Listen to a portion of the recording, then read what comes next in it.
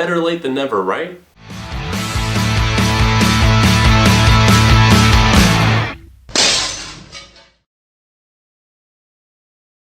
Time for a review of the debut album from Julian Casablancas plus The Voidz. The debut album is called Tyranny. Julian Casablancas, if you are not familiar, lead singer of highly successful platinum band The Strokes. Started out in 2001 when they broke out onto the scene with their album Is This It? Through the years, Julian has kind of released his chokehold that he had so tightly on that band and has kind of let the experimentation wander, let the other members contribute a whole lot more, and here with this new project, it's kind of like he's at the forefront again. He is the one responsible for the majority of these songs. He's writing most of the lyrics, and that is the main thing that Julian had kind of relinquished control of with The Strokes, and it's kind of nice to see his mind get probed here on this debut album, Tyranny. All throughout, you're going to hear sounds from synthesizers, electric guitars, some crazy off-the-wall beats that you might not be expecting. It's just an experimental thing that works a lot of the time, but at the same time, there are those tracks that just do not click. Take Me in Your Army opens up this record. It has this dark and brooding synth line that really captured my attention on this one. Some weird, almost cinematic keystrokes that hit throughout and shape up this track quite nicely. There's some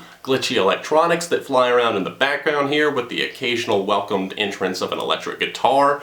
Julian's vocals here really aren't that forceful, but I think that I don't focus on the delivery of the vocals necessarily. It's more about the music itself, and that's something that I had to take into consideration when listening to this record. This track is a top favorite for me, and it just really feels like it was more carefully crafted than a lot of the songs here on Tyranny. Where No Eagles Fly is this synth punk jam that features a very brash bass line that I'm really grooving with. I'm loving the fiery vocal performance that Casablancas gave on this one. I think it's wildly entertaining throughout and has a lot to offer the listener if you really dig into the instrumentation. I'll admit that the vocal approach can be off-putting to some, not only on this track, but really all throughout anything that you listen to in either The Strokes or else Julian Casablancas' solo career. He kind of buries his vocals under different layers of music, and that's definitely present here on this track and this record with The Voidz. It's very much a noise rock album or a noise pop album at heart a lot of the time,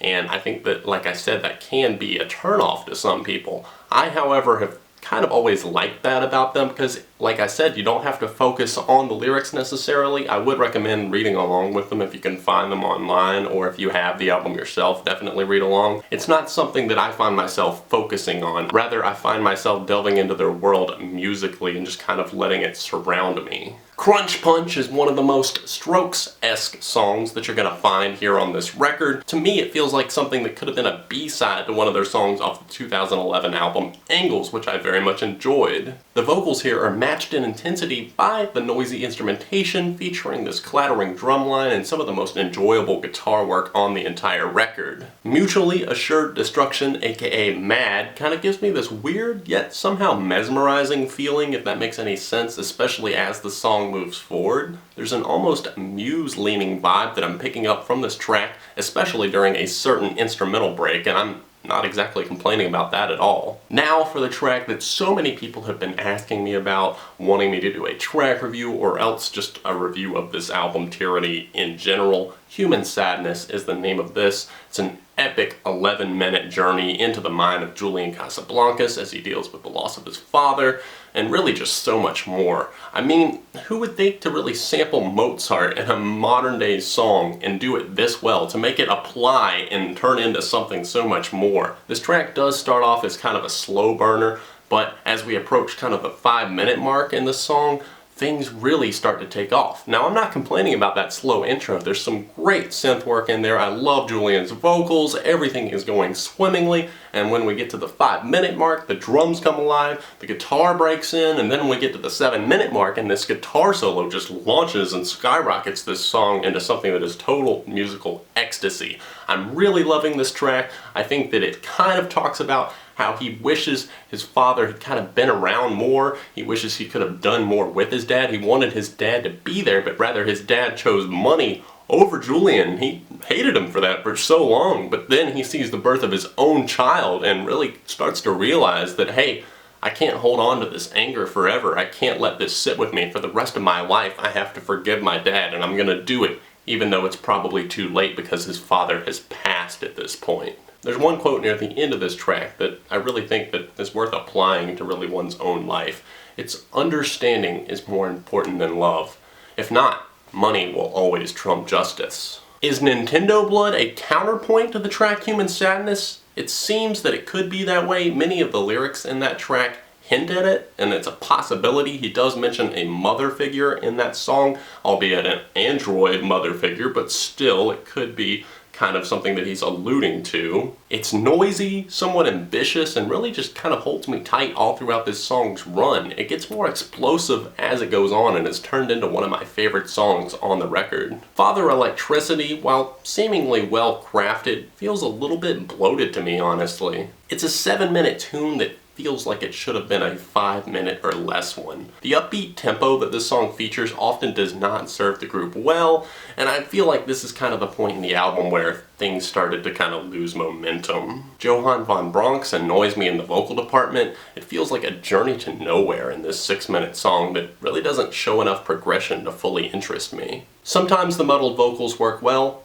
sometimes they don't. I'm looking at you, Dare I Care. I have an incredibly hard time following along with this song, even with the lyrics laid out right in front of me. I love the garage rock inspired guitar moments here on this one, as the track is very well put together musically. I think the latter half of this song is much stronger than the first half, mainly because the guitar comes back into the spotlight and Julian's voice comes across much more clear and much more confident. And I think if this track had just been cut down, trimmed down just a little bit, it wanders a little bit, it gets a little bit aimless at points. If it had been cut down to maybe a 4-minute song, I think that a lot more people would be enjoying it. And not to say that I don't enjoy moments of that track, like I said, there are things that I love about it. It's just that it tends to lose my interest. Business Dog breaks open with a barrage of guitar and drum hits just before the vocals break in and Julian howls, "I'm gonna fuck your face for breakfast. I love being weird. It's so weird." I wouldn't exactly call it ear candy, but it's a fast-paced, solid, punk-leaning jam that manages to pack enough personality and fury to make it a worthwhile listen. And then we get to the closing track on the album,